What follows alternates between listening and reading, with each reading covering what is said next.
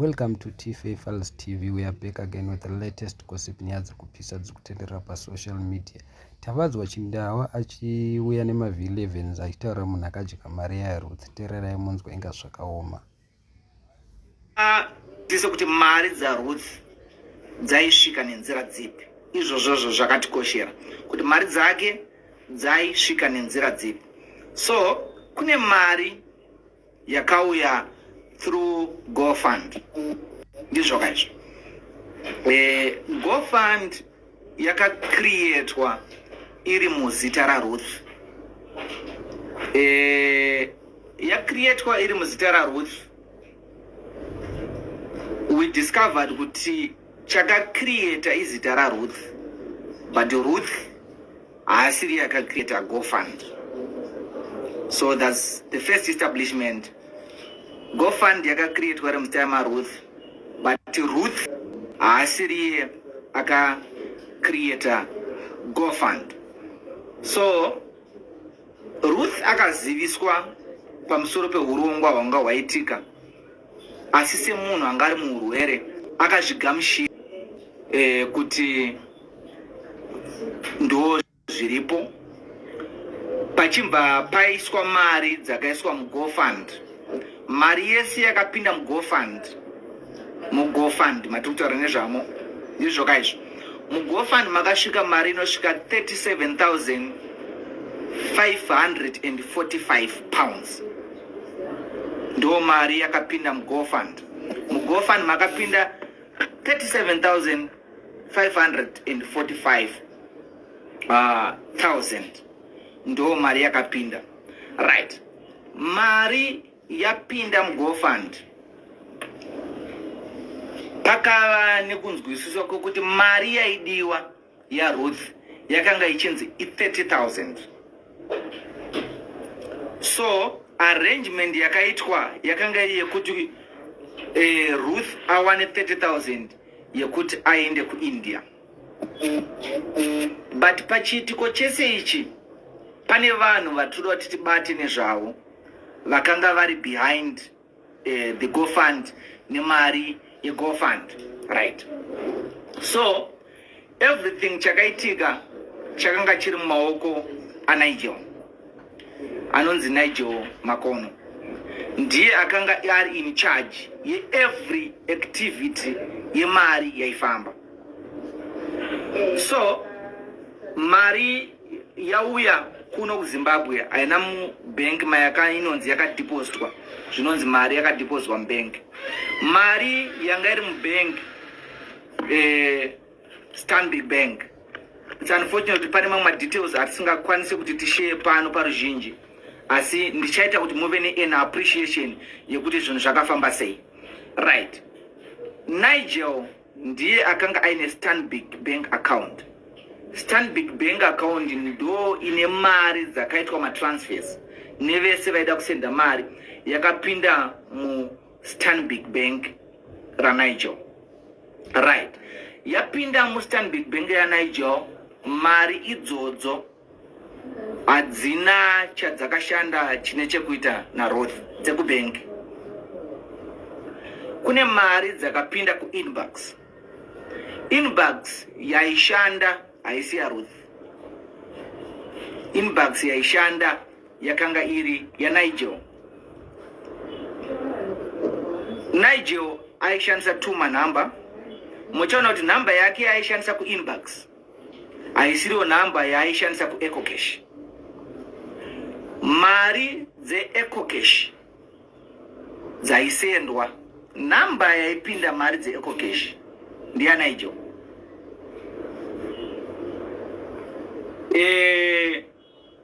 Vanhu vakanga vaine communication naNigel pakufamba kwemari ndiDaisy uyu neanonzi N Marusho namama vaRuth. Right. So kune mari dzaiunzwa direct kuna mama vaRuth. Ndoda kuti munzwisise kuti accountability yemari yaibatwa nemaoko inototinetsa nesu kuti tiitrace, nekuti iwo wakazvimirira ikoko unogona kunge wakaenda ukanovapo chi20 iwo wakanovapo chi10 uyo akanovapa chakati chikati through means dzakasiyana siyana. Iyoyo mari hatigoni kuitrace kuti yakafamba sei, yakashandiswa sei. So we realized kuti through our investigations vanhu vakagara pasi vaona uwandu hwemari through the leadership of Nigel. Chakaita kuti Ruth asaenda kuIndia, it's not about her condition, it's about the family believing kuti Ruth paave haachakwanisa kubatsirika. So chavakanga vawirirana ndechekuti ngatimusustainei kusvika pazuva rakaita sei rakatarwa naMwari. That's when Nigel started to use the money for his investments. So Nigel akatanga kuburitsa mari dzanga dzichipinda mumazita make achinoboosta business rake rekumotikari. That's why muri kuzonoona Nigel achizonoenda pakunovharwa withdraw yaita muEcocash. Muchaona kuti withdraw yaakanga akunoita paya yakanga isinei nekunobatsira Ruth. There was no requisition yaida kuti kunoitwa in that payment. Yakanga iri mari yaifana kunoita a purchase of a motor vehicle. Saka akamva anovharwa patransaction. Vanhu vakamuvhara, they had knowledge yekuti munhu uyu mari ari kuiba kumurwere. So zvadaro I understand vanhu vanosara vaine mubvunzo kuti ko uye akamuvhara mari yacho, what are you doing? Ndoda kuti mubva manzwisisa kuti how the law works. Kana munhu atove pamberi pedare, isusu sema private investigators hatichagoni kunopinda munyaya yacho because tinenge takuto interfere nema court proceedings. So whatever zvatove pamberi pedare, isusu hatigoni kutora munhu yazvekare tichimufeya kana kuda kuita dzimwe tsanangudzo. Asi tinongoti kana paita a requisition yekuti pane imwe evidence iri kudiwa, ndo patino engagwa kuti titsvage evidence iyoyo. Right. So that's where we are standing in terms of my funds are Ruth. Right. Then I understand kune nyaya dzatakapirwa zvekare kuti tiite investigation pamusoro padzo dzekuti mari dzaipiwa Ruth dzaifamba sei. Right. Ndoda kuti titaure nhau yaFelix Machingambi. Ndiri kuona ndo nyaya iri kunyorwa nyorwa mucomment section. We did our investigation. Sekungotaura kwamama akaita, hatina watisina kuongorora. Takanoongorora munhu wese aifungidzirwa kuti angave akadya mari yemwana because nyangwe uri shamwari yangu, nyangwe uri hama yangu, kana wakadya mari yaRuth, munhu ari pacritical, munhu ari pa deathbed, it wasn't nice. Okay. So takada kuona kuti Felix Machingambi ari kupinda papi munhau dzemari. Tikanzwa zvekare vana King Solomon vachinzi vakadya futi mari dzeCover Fund. Tikanzwa vana Sisi Joy vachinzi vakadya mari dzeCover Fund. So our undercover team vakaita basa ravo kuti vaone kuti zvakafamba sei. So we realized kuti sorry guys for the network hiccup. Network nofunga mangozviona. Sorry guys. Sorry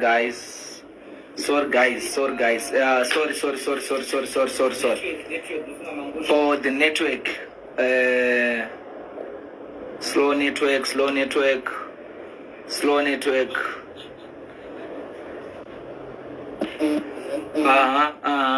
Tadzoka here, guys. Tadzoka here. Network. Tadzoka here.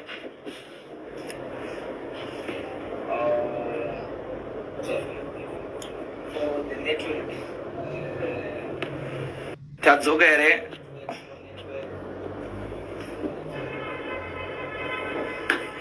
Yeah. Network. Tadzoka here up.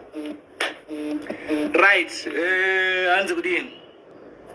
Yeah, sure. Network. Tadzoka here.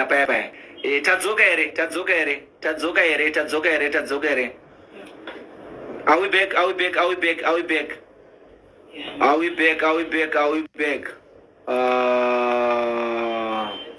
That is okay. Right. So right. Tadzoka vakomana vamwe vangu vatodonha vatotiza. Yeah. Rara baba. Yeah. Zvakamira sei.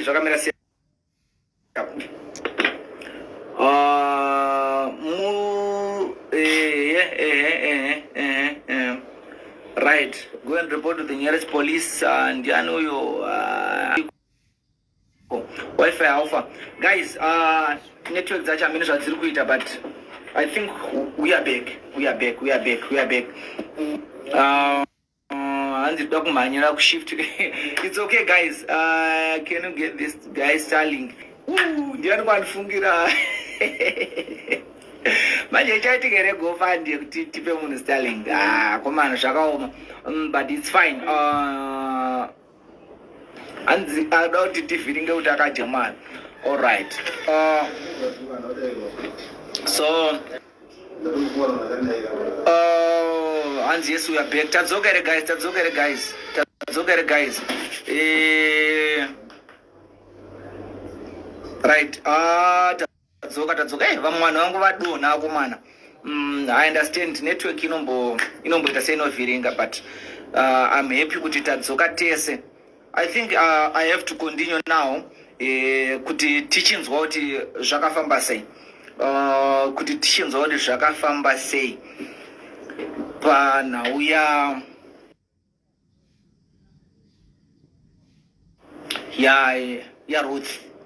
yaRuth. I think that takutaura nhau yaFelix Machingambi handiti kuti tinzwa kuti zvakafamba sei. Simari GoFund. All right. Wonderful.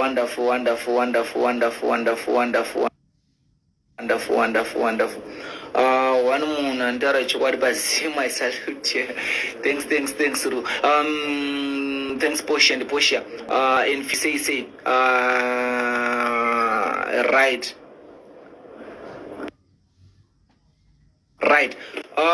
Guys, I think let's continue nevaripo tinozoudza vamwe kuti tatikudi. So like I said, guys, we did an investigation kuti tione kuti munhu wese ari kupomedzera unzi akaba mari akaplaya role ipi, because at the end of the day we wanted to Ruth ararame.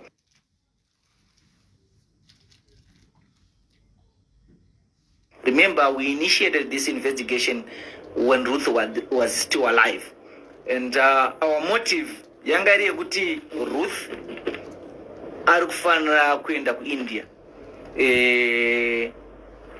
Unfortunately, during my inquiries nezvaidikanwa tichiri kuita izvozvo, musikana akamva atisiya. I understand vamwe vari kuto zvakamuafecta pakushayika kwake, which is very sad. Hatizozivi, asi chinhu chikuru chatoda kuti tinzwisisa ndechekuti investigation yedu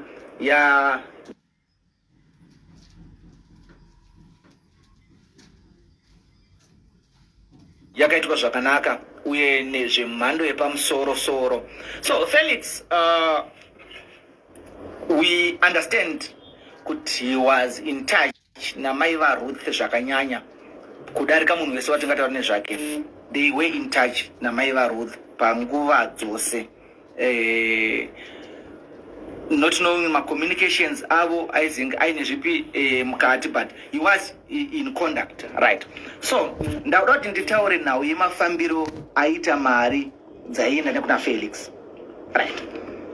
Felix iye pachezvake mari dzaaireceiva yakanga iri cash yaireceiva naFelix. Aireceiva kubva kune mafollowers ake, kubva kune vanhu vari muclose circle make, ndo mari dzaaibata cash mumaoko make. Idzodzo mari aidzibata cash yaaiti kana ari bhuru wake akamuti kuti ndiurifara, Felix aipuwa cash mumaoko make. Felix anoti iye aizoendesa mari kuna mai vaRuth. Mai vaRuth vanotiwo ivo vane mari dzavaireceiva kubva kuna Felix. Information hatina kuipuwa nekumubvunza iye nyange ari papa anokudzai, hatina patakambomubvunza kana muinterview, asi tine unyanzvi hwedu hwakaita kuti tiite tsvakurudzo idzi. Mai vaRuth hatina kana musi watakambonobvunzurudza, asi takaita tsvakurudzo dzedu tikazvinzwisa kuti vane mari dzavaitambidzwa naFelix. So pandoda kuti munzwisise Zimbabwe ndepekuti kana iye Felix akanga asingasvitsi mari yakakwana, ndipo pasina anoziva. Why tiri kudaro? Nekuti paaitambidzwa mari aitambidzwa yakawanda, but chatiri kuconfirma kuti ane mari dzaitambidzwa mumaoko achizosvitsa. Felix akanga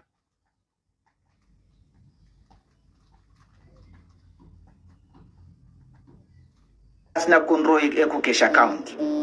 Nofunga tese, I don't think ichiri secret. Eco-cash account mese makaiona 0779879424 ndiana ijo. Inbox 07759952 inbox ya Nigel. So Felix ana control ne cash, Felix ana control ne inbox, Felix ana control ne Stanbic Bank.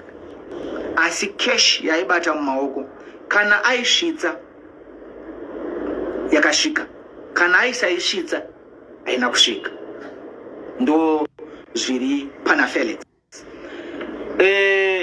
Same applies to King Solomon and Joy.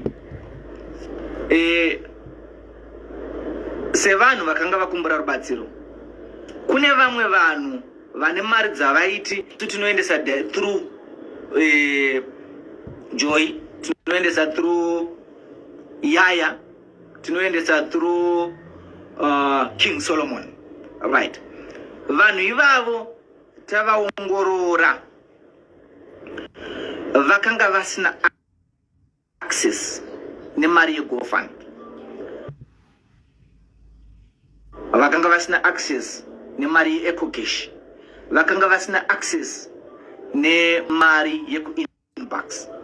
So from the whole investigation yapera kudaro, we realized kuti sekuru